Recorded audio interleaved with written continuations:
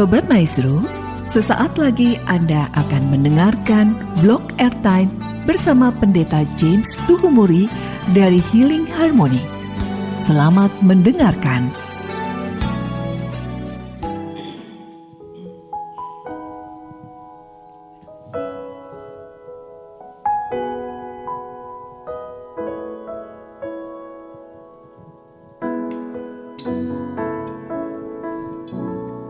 Selamat malam para pendengar Healing Harmony. Bapak Ibu Saudara dimanapun berada malam hari ini, bersama kami Healing Harmony Singers, mari siapkan hati, bawa syukur pujian kita kepada Tuhan yang terbaik malam hari ini. Terima kasih Tuhan, Kau yang mengajar kami untuk selalu memandang kepadamu, berseru kepada Tuhan yang tidak pernah meninggalkan kami. Bersyukur untuk segala perbuatan Tuhan yang ajaib di dalam setiap kehidupan kami. Terima kasih Tuhan Yesus. Terima kasih Tuhan. Bersyukur menjadi milik Tuhan. Terima kasih Bapa. Haleluya.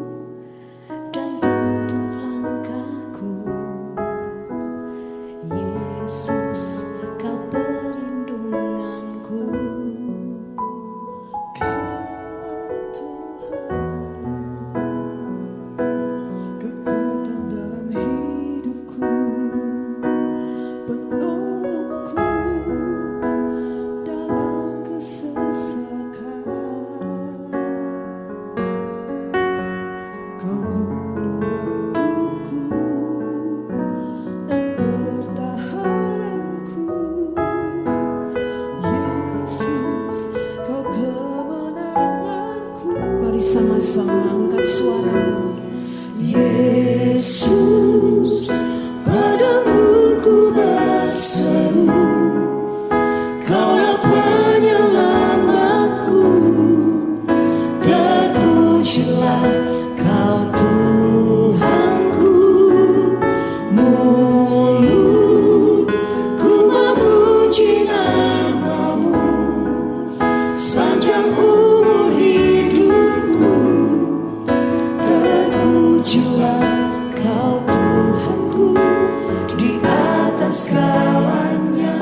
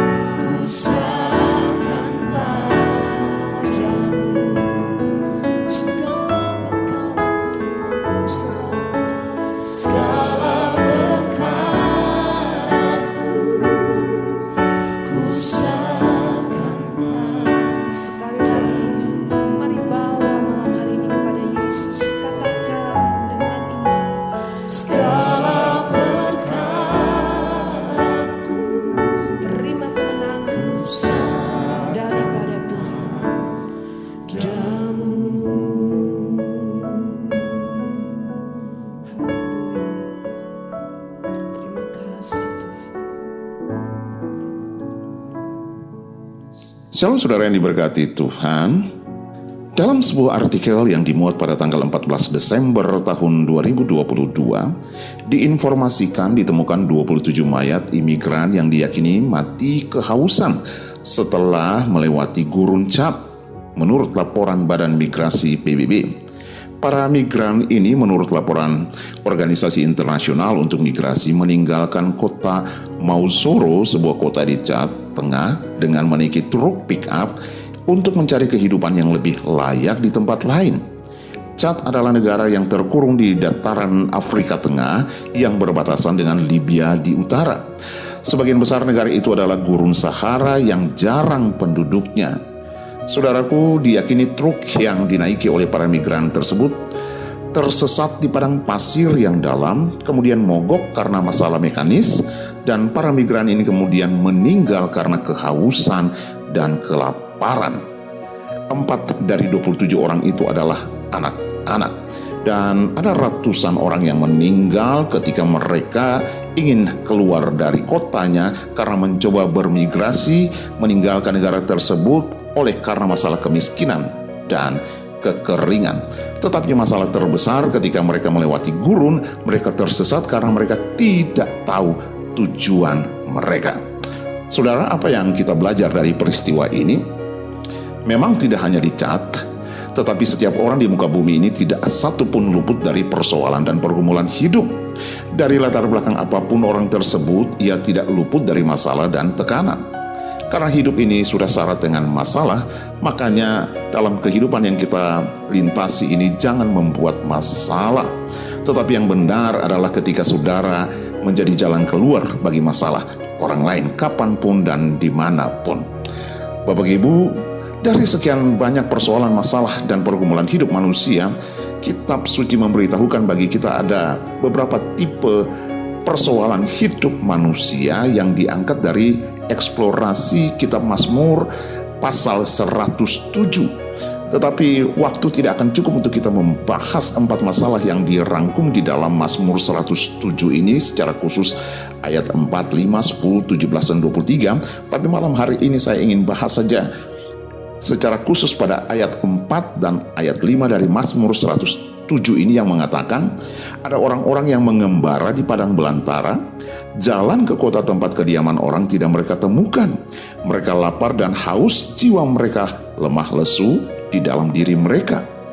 Bapak Ibu, hal ini menggambarkan orang-orang yang hidup di dalam padang belantara ini, memberitahukan bagi kita bahwa mereka sementara hidup di dalam kesusahan yang sepertinya tidak berujung. Setiap saat selalu ada masalah. Kemudian hal yang kedua yaitu hidup mereka tidak memiliki tujuan, tidak tahu arah mana yang mereka hendak tuju, atau lebih tepatnya hidup yang tidak digerakkan oleh tujuan. Ini digambarkan dengan jalan ke kota mereka tidak temukan di dalam ayatnya yang kelima.